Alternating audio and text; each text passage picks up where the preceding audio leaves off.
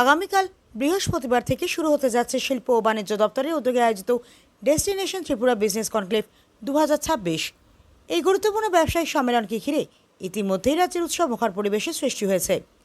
কনক্লেভে অংশগ্রহণের জন্য ভারতে নিযুক্ত বাংলাদেশের high commissioner ambassador M Riaz Hamidullah বুধবার বিকেলে রেলপথে আগরতলায় পৌঁছন। আগরতলা রেল স্টেশনে তাকে উষ্ণ ও বিপুল সংবর্ধনা জানানো হয়। বিভিন্ন সরকারি আধিকারিক ও বিশিষ্ট ব্যক্তিরা উপস্থিত থেকে তাকে স্বাগত জানান। বৃহস্পতিবার তিনি আনুষ্ঠানিকভাবে ডেস্টিনেশন ত্রিপুরা বিজনেস কনক্লেভ 2026-এ অংশগ্রহণ করবেন। এই সম্মেলনে দেশ বিদেশের শিল্পপতি, ব্যবসায়ী, বিনিয়োগকারী এবং বিভিন্ন সংস্থার প্রতিনিধিদের উপস্থিতির কথা রয়েছে।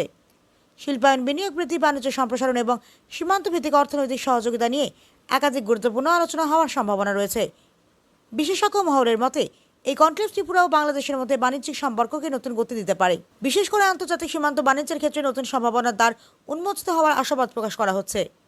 উল্লেখ্য, 2024 সালের 5 আগস্ট বাংলাদেশে তৎকালীন শেখ হাসিনা সরকারের পতনের পর সৃষ্ট রাজনৈতিক পরিবর্তনের প্রেক্ষাপটে ভারত বাংলাদেশ সীমান্ত বাণিজ্যে কিছুটা স্থবিরতা দেখা দিয়েছিল। সেই পরিস্থিতি কাটিয়ে পুনরায় বাণিজ্যিক কর্মকাণ্ডকে গতিশীল করার ক্ষেত্রে এই কনক্লেভ গুরুত্বপূর্ণ ভূমিকা রাখতে পারে বলে সংশ্লিষ্ট মহলের ধারণা। আগরতলা প্রতিনিধি রিপোর্ট, প্রতিদিন ত্রিপুরা।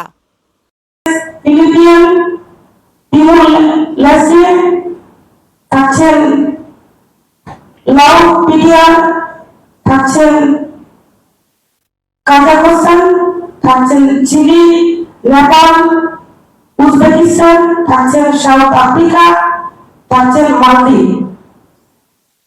এছাড়াও আমাদের ভারতবর্ষের এবং বিদেশের যারা ইন্ডাস্ট্রি লিডার্স রয়েছে তারা থাকবেন। আর্থিক প্রতিষ্ঠান তারা থাকবেন। তার পাশাপাশি যারা ব্যবসায়িক সংগঠনরা থাকবেন এবং বিনিয়োগকারীরা অংশগ্রহণ করবেন। এই প্রথমবার কিন্তু আমাদের এই ত্রিপুরা রাজ্যে এত বড় আমাদের এই কনক্লেভ হচ্ছে। বিগত দিনে এই ধরনের কোনো কনক্লেভ হচ্ছে না, হয়নি। তো আমাদের একটাই উদ্দেশ্য, আমাদের ত্রিপুরা রাজ্যকে আমরা চাই আত্মনির্ভর বিকশিত ত্রিপুরা গঠন করার সেই লক্ষ্যমাত্রাকে নিয়ে আমাদের রাজ্যের মাননীয় মুখ্যমন্ত্রী প্রফেসর ডক্টর মানিক সাহার নেতৃত্বে আমরা এই প্রোগ্রামটা করছি।